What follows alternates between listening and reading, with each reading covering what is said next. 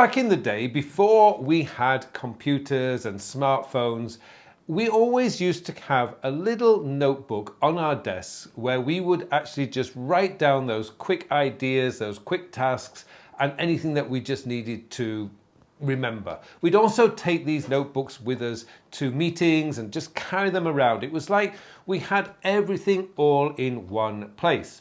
Now, digital technology has kind of taken over there, and I see in meetings people with their laptops or tablets or anything like that taking notes. And that's great. If that works for you, that's fantastic. But earlier this year, I decided to experiment with paper. And I can promise you now from the results of that experiment, I am not going back to digital for certain parts of my work.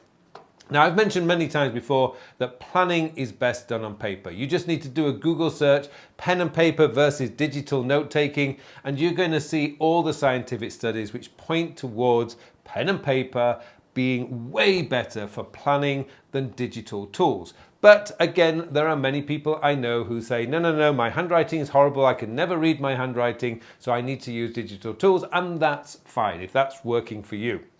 But today I want to talk to you about what I call my scratch pad. Now, my scratch pad is a notebook that sits on the left-hand side of my desk because I am left-handed. I write with my left hand. So, of course, I'm going to be on my right. Now, if you're right-handed, you would put this on your right side of the desk.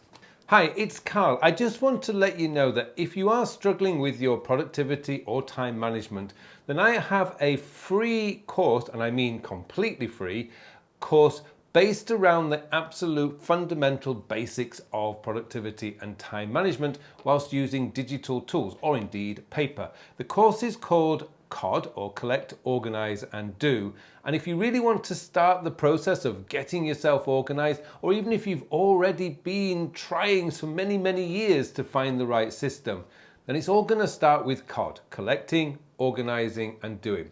And there's a link in the show notes below. Take the course. It's not going to cost you anything, and I'm sure that it's going to help you to start building the processes and the structure and the system that you need in order to become better organized and more productive. Thanks for watching this brief video. Now, when I began this year, I just picked up a Rhodia A5 ring-bound notebook. Now, I'm a fountain pen user, and therefore I need fountain pen friendly paper, or else it just looks horrible.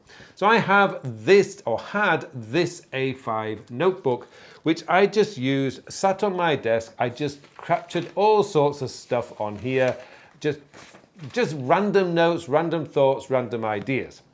The problem I had with this, and I was becoming much more aware of this recently, is that it is a little bit too random. There's no way I can distinguish between what I've collected and what I mean, it was becoming a bit of a mess, and this notebook is pretty much full already with stuff. So I began to think about this and thought, well, is there a better way? And I have discovered that there is. So I put this to one side, the A5 size, and I've got myself a B5. Now you can see the difference in size here. There is a slight difference in size. Now the B5 notebook is often called a composition notebook, and if you've ever studied science at school, the chances are you had exercise books that were probably this size. Now, the reason I've done this, and another reason why I've actually gone to Nemesine, which is from Maruman, I think, Maruman. It doesn't actually say, well, it says in Japanese, but like Maruman. They come from Maruman, and they're called Nemesine notebooks. I'll put a link in the show notes below. Now, one of the things I like about these Maruman notebooks is that the paper on the B5 is divided into thirds. So you got 1, 2, 3, you got thirds. It also has like a place at the top for titles and so on. But what I've started doing is I've actually started putting in the date. So I've got a note set here.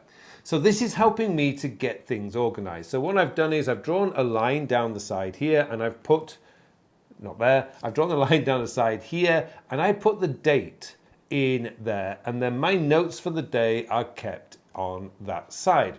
Now, the reason I've done that is simply because when it comes to planning the week, when I do my weekly planning, I actually have a way of knowing how far back I need to go in my book to see where I can actually pick up anything that I may have scribbled down that I've forgotten to add into my digital system. Now, the digital system, particularly with task management and long-term note storage, I mean, you cannot beat that because it's a small footprint, if you like. There's one of these, carrying one of these with you everywhere you go can be a bit cumbersome.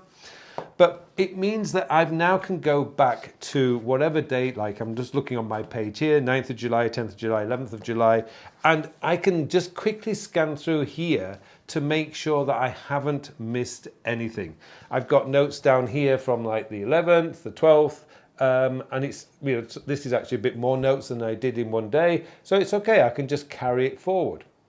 And I can add notes in the margins as well that I can just say, oh yes, that's something I need to develop. But the great thing about having a scratch pad next to you is no matter what happens, if you don't want to strip the screen, you could be in a deep Excel file or Google Sheets and you're really concentrating on your computer, and then somebody says, can you remember to do this? You can just pick up your pen and you can just quickly write it down on your notebook and then come back to it later. So you don't actually have to lose the screen or avoid the screen. It's a wonderful way of being able to stay focused on the job in hand and also have a place where you can keep all your thoughts and ideas and perhaps tasks that come up. I found this has been such a wonderful way to make sure that I am maintaining everything that I need to remember. And at the end of the day, I still tend to go through this to make sure that I've got everything in there. I'm just looking at my list here. You can't read my writing, of course, but I'm just looking at the bottom here, video ideas for next week. And I just started scratching down some ideas. That got transferred to my planning book, and then I planned those videos out. This is the result. You can see the result. This is a video. So there is a process. Everything starts with paper. Most of these are just random thoughts and ideas that get put onto the scratch pad. Eventually it will get into my planning book and then it will become a digital output. But the digital for me now has very much is the output side, whereas the planning side is the paper side. And this scratch pad is often the first place to come. So I wanted to update you on this because when I did this back in January or February, I was saying, you know, you have a scratch pad next to you on your desk, you can leave it open and you can just write on the paper, just your random thoughts and ideas. The problem with that is there's no way you can easily distinguish when you collected something. So moving to actually putting a margin in here and then the date, it means now that you know how far to go back when you do the weekly planning, and it's just much easier to find something that you created earlier in the week that's like gnawing in your mind saying, I did capture something, I need to get it down. It's just a wonderful way of being able to get stuff off your head without being distracted by the digital paraphernalia that's going on around us with the dings, the bings and all the bright lights and no, that's the output. When you're thinking, allow your brain to think naturally, use pen and paper. Thank you so much for watching this video. And if you want to learn more about how I am using paper this year, this video up here is the one to watch next.